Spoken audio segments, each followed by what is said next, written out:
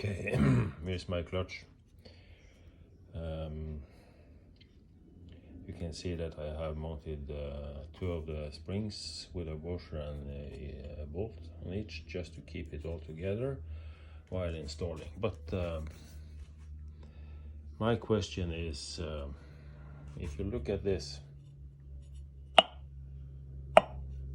there is a bit of a free play between the shaft and the housing.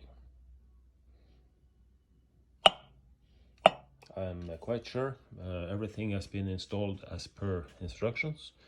Behind this housing there is a washer as instructed.